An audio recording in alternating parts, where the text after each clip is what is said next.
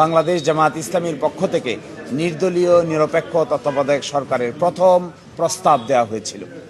এই জাতি অনেক পানি ঘোলা করেছে, অনেক অসম্মান হয়েছে, অনেক মানুষের জীবন গিয়েছে, গুম খুন, নির্বাচন ব্যবস্থা ধ্বংস হয়েছে।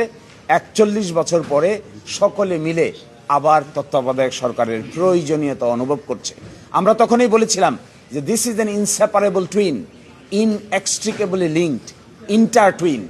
আমরা বলেছিলাম ডেমোক্রেসি, ফ্রি ফেয়ার নির্বাচন এবং তত্ত্বাবধায়ক সরকার ব্যবস্থা এগুলো হলো ইনসেপারেবল টুইন, একটা থেকে আরেকটাকে আলাদা করা যাবে না।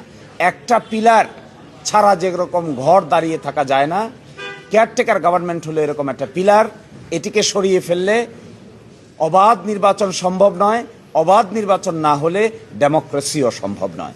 আজকে ৪১ বছর পরে যে যাই বলুন না কেন, যে যতটুকুই ক্রেডিট নিতে চান না কেন, মূলত রাজনৈতিক দলের নেতৃবৃন্দের এই অদূরদর্শী আচরণের ফলেই জাতিকে যা খেসারত দিতে হয়েছে, এটা কনসিকুয়েন্স আকারে আমরা আদালতের সামনে তুলে ধরেছিলাম। আমরা মনে করি নির্বাচনের ক্ষেত্রে জয় এবং পরাজয় মেনে নেওয়ার মেন্টালিটি অর্জন করতে হবে। নির্বাচন অনুষ্ঠানের ক্ষেত্রে জনগণের ভোটাধিকার স্বাধীনভাবে প্রয়োগ করবে।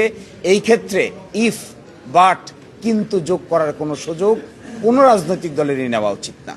আমরা এটাও মনে করি, আমরা যখন এই তত্ত্বাবধায়ক সরকার চেয়েছিলাম, আমরা ব্যক্তিগত কোনো স্বার্থ, কোনো দলীয় স্বার্থের জন্য চাইনি। আমরা চেয়েছিলাম ডেমোক্রেসি বাংলাদেশে এস্টাবলিশ হোক, বাংলাদেশিক সিস্টেমটা, কনস্টিটিউশনালিটিটা আস্তে আস্তে গভীর ভিত্তির উপর দাঁড়াক। মাঝখানে অনেক মিসহ্যাপ হয়েছে, অনেক অসুবিধা হয়েছে, শেষ পর্যন্ত এখানে আমরা আসলাম ফিরে। পরবর্তী দায়িত্ব হবে সকলে মিলে Democratic environment in the society, free fair election and credible election ব্যবস্থাকে সকলে মিলে শক্তিশালী করা। এখানে দলগত বিষয় নয়, জামাত কিংবা বিএনপি বা অন্য দলের বিষয় নয়, রাষ্ট্রের বিষয়, সংবিধানের বিষয়। So we hope the country will run in a very Democratic atmosphere in near future, এবং সেখানে ফ্রি ফেয়ার ইলেকশনই হবে রাষ্ট্র চালানোর মূল মন্ত্র। পঞ্চদশ সংশোধনীতে তত্ত্বাবধায়ক সরকার ব্যবস্থা বাতিল করে অ্যামেন্ডমেন্ট আনা হয়।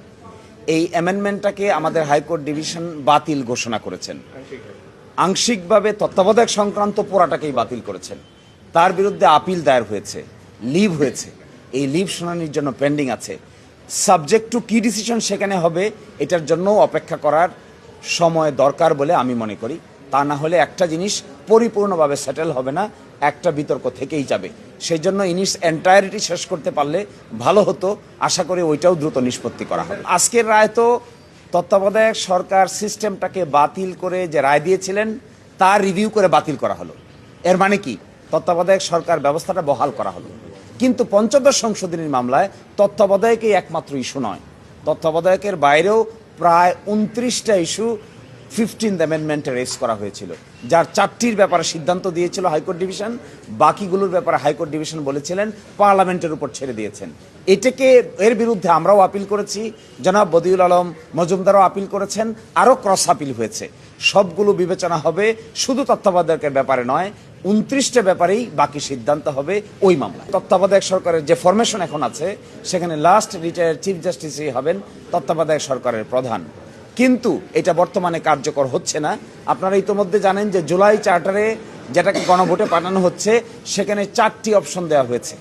এই 4টি অপশন যদি গণভোটে অ্যাকসেপ্টেড হয়, তাহলে নতুন পার্লামেন্টে সংবিধান সংস্কার সভায় যদি এটা গৃহীত হয়, তাহলে তত্ত্বাবধায়ক সরকারের ফরম্যাটে আমূল পরিবর্তন আসতে পারে। এটা নির্ভর করবে জুলাই চার্টার গণভোটে অ্যাকসেপ্ট হলো কিনা। অ্যাকসেপ্ট হওয়ার পরে সংবিধান সংস্কার সভা ওই ফরম্যাটটাকে গ্রহণ করলো কিনা। যদি গ্রহণ করে, তাহলে বর্তমান ফরম্যাট সেখানে চতুর্থ অপশন হিসেবে আছে, প্রথম অপশন হিসেবে নাই। Revive, restored but not enforceable, কার্যকর না, কার্যকর হবে প্রসপেক্টিভলি। প্রসপেক্টিভ মিনিং দেয়ার বাই চতুর্দশ সংসদ নির্বাচনের পর থেকে, তার আগে নয়। এবং তিনি বলেছেন, শব্দটা যে ব্যবহার করেছেন মাননীয় আপিল বিভাগ, ক্যান অপারেট, the তত্ত্বাবধায়ক সরকার সিস্টেম ক্যান অপারেট অনলি প্রসপেক্টিভলি। এটা বিতর্ক এড়ানোর জন্যই এই লাইনটুকু অ্যাড করা হয়েছে, যেন এটা নিয়ে আমরা এখনই বিতর্ক না করি, তাহলে বর্তমান সরকার থাকবে কি থাকবে না, কেয়ারটেকার গভর্নমেন্ট এখনই হবে কি হবে না, এটি আপিল বিভাগ ক্লিয়ার করে দিয়েছেন। আর কোনো বিতর্কের অবকাশ থাকলো না।